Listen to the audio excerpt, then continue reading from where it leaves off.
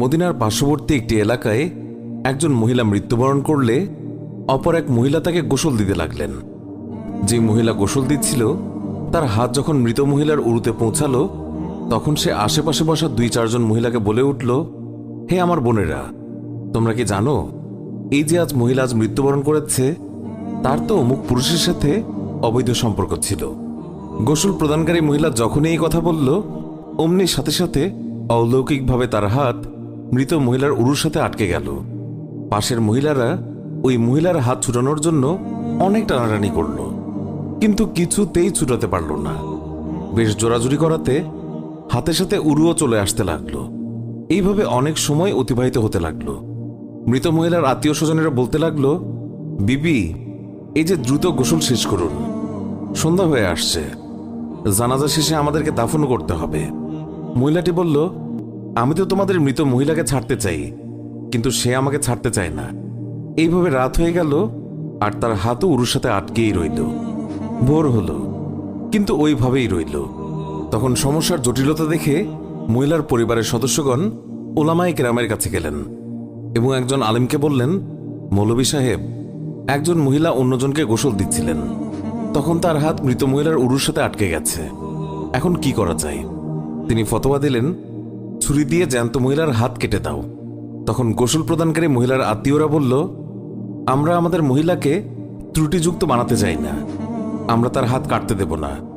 সবাই অন্য মৌলভীর কাছে গেলেন, তাকে সবকিছু বললে তিনি বললেন, ছুরি দিয়ে মৃত মহিলার গোশত আলাদা করে দাও। তখন মৃত মহিলার আত্মীয়রা বলল, আমরা আমাদের মৃতকে খারাপ বানাতে চাই না। এইভাবে 3 দিন 3 রাত অতিবাহিত হয়ে গেল। প্রচণ্ড গরম ছিল, সূর্যের তাপ ভয়াবহ রূপ ধারণ করল, ফলে দুর্গন্ধ ছড়াতে লাগল। আশেপাশের অনেক এলাকায় খবর ছড়িয়ে পড়ল।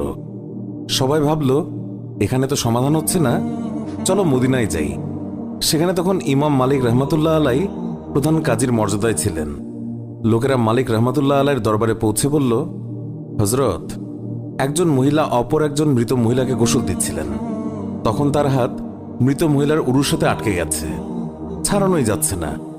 3 দিন হয়ে গেছে, এখন কি ফতোয়া?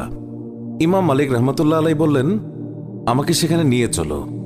সেখানে গেলেন এবং চাদর দিয়ে আড়াল দেয়া হলো। তারপর পর্দার ওপাশ থেকে দাঁড়িয়ে গোসল প্রদানকারী মহিলাকে তিনি বললেন, বিবি, যখন তোমার হাত আটকে যায় তখন তুমি কিছু বলনি তো? মহিলা বলল, আমি শুধু এইটুকুই বলেছি, এই যে মহিলা মৃত্যুবরণ করেছে তার তো অমুক পুরুষের সাথে অবৈধ সম্পর্ক ছিল। ইমাম মালিক রহমতুল্লাহ আলাই বললেন, বিবি, তুমি যে এই অপবাদ দিয়েছ এর সপক্ষে নিজ চোখে দেখেছে এমন 4 জন সাক্ষী তোমার আছে কি? মহিলা বলল, না। তখন ইমাম মালিক বললেন, ওই মহিলা তোমার সামনে স্বীয় পাপের স্বীকারোক্তি দিয়েছে কি?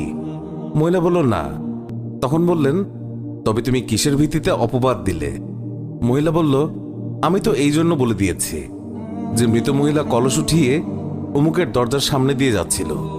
এই কথা শুনেই ইমাম মালিক রহমতুল্লাহ আলাই সেখানে দাঁড়িয়ে পুরো কোরআন শরীফের প্রতি দৃষ্টি দিলেন এবং বললেন, কোরআন শরীফের মধ্যে এসেছে, যারা সতী সাধ্যের প্রতি অপবাদ আরোপ করে অতঃপর সপক্ষে 4 জন পুরুষ সাক্ষী উপস্থিত করে না, তাদেরকে 80টি বেত্রাঘাত করো। সূরা নূর আয়াত 4।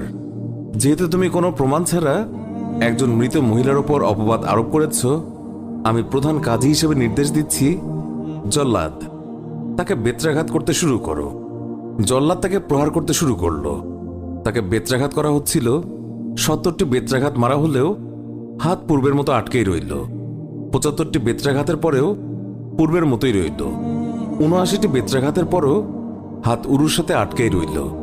অতঃপর যখন 80টি বেত্রাঘাত সম্পন্ন হল, অমনি হাত উরু থেকে এমনিতেই পৃথক হয়ে গেল।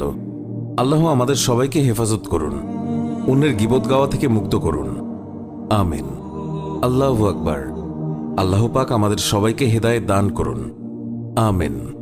তো বন্ধুরা, এই ছিল আমাদের আজকের ভিডিও। আশা করছি আপনাদের সবার এই ভিডিওটি ভালো লেগেছে। ভিডিওটি ভালো লাগলে লাইক, কমেন্ট এবং শেয়ার করুন।